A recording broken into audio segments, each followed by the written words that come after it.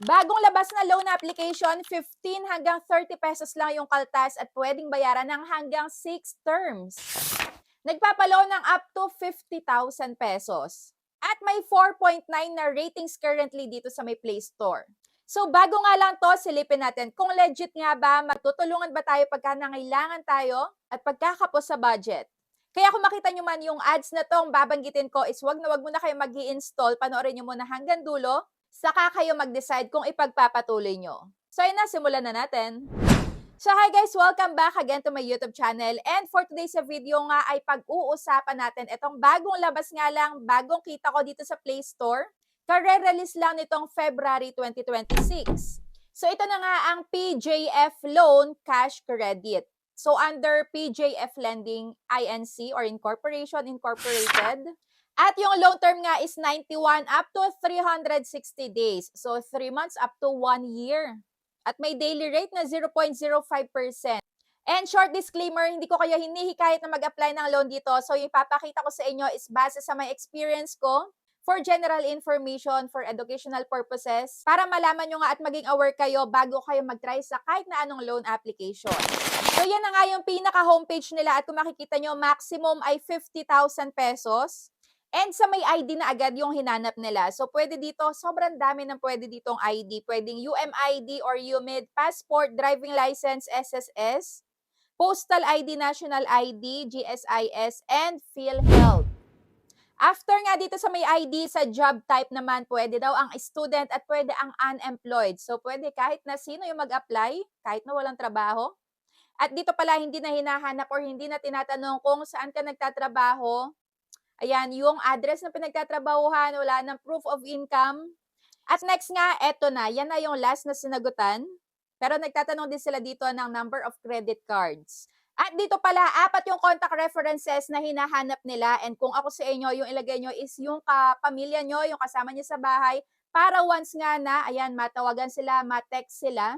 Before your due date is masabihan mo agad. Pero syempre, kailangan sabihan mo muna bago nyo sila ilagay as contact reference. Dahil nung binasa ko nga yung privacy policy nila, yes, kukontakin din daw sila.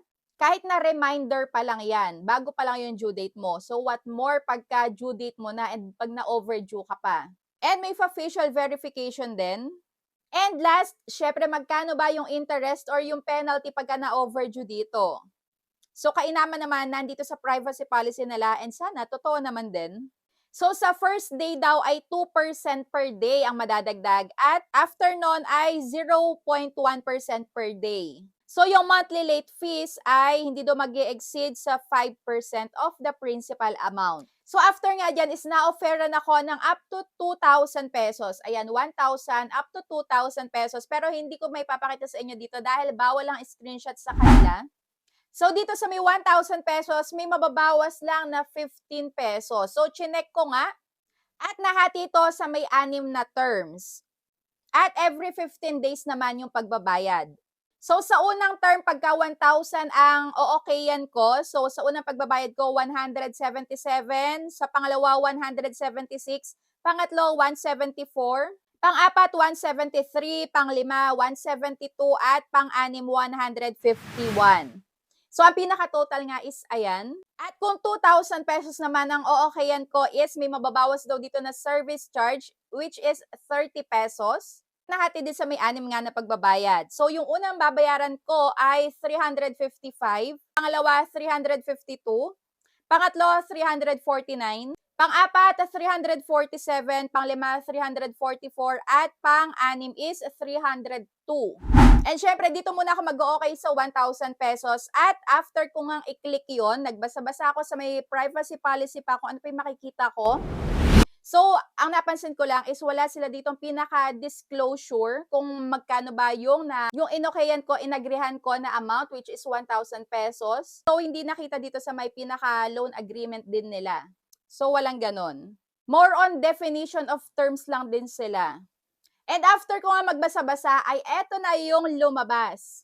Ayan, 3 minutes lang, 3 minuto lang, makikita mo na agad yung resulta at ako nga ay, ayan, unfortunately, your application was not successful. So, i-update ko daw yung information ko and then mag-try again after 14 days pa. So, eto, ka-apply-apply pa rin ba?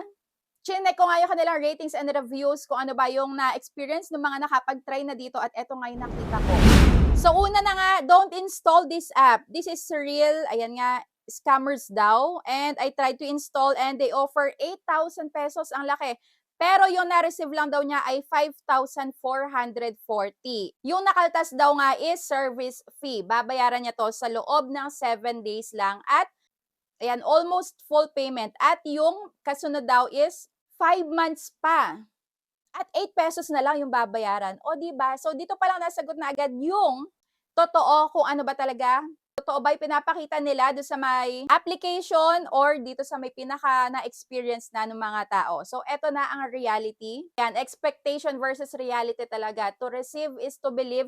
Kung paniniwalaan nyo ba yung pinapakita sa inyo, lagi di kayo magbasa ng ratings and reviews at doon kayo sa may 1 star tumingin. Yung iba nga nakita ko dito is rejected din sila. So, kagaya ko na-reject din at 14 days pa yung aantayin. So, para sa akin is, ayan, para sa akin guys, hindi na to ka-apply-apply ulit dahil nakita ko na din naman kung buo ba siyang matatanggap, kung gaano kataas ba yung madadagdag dito at yung kaltas, ayan, totoo bang ganun lang?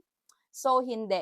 Hindi 15 pesos lang, hindi 30 pesos lang. So, malaki siya at 7 days lang.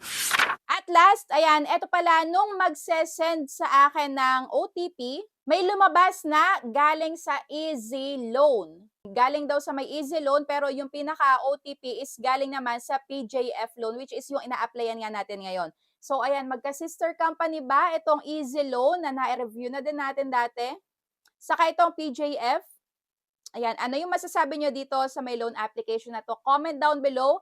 At kung na-experience nyo na ding mag-try dito, ayan, kamusta? Ba yung contact references nyo? So, comment down below. At eto na nga, naghanap-hanap ako online kung meron bang nakapag-try na din about dito sa PJF. So, wala pa ako ditong nakita. Ang pinakamalinaw ay 7 days lang siya at malaki ang makakaltas. At mataas din ang interest. At chineck ko nga pala itong SEC registration nila. So nakita ko, yes, registered naman, pero delinquent na yung nakalagay sa kanilang status. Nangangahulugan nga na, yan, meron silang hindi na i-comply na filing requirements sa SEC. At ayun nga, walang malinaw dito na interest kung magkano ba talaga. Bago pa lang tayo mag-accept ng loan. So wala. Walang ipinakita sa atin. Dahil hindi din naman nag-reflect kung ano yung pinakita nila dun sa my loan application at dun sa may totoong na-experience na nung mga nakapag-try na.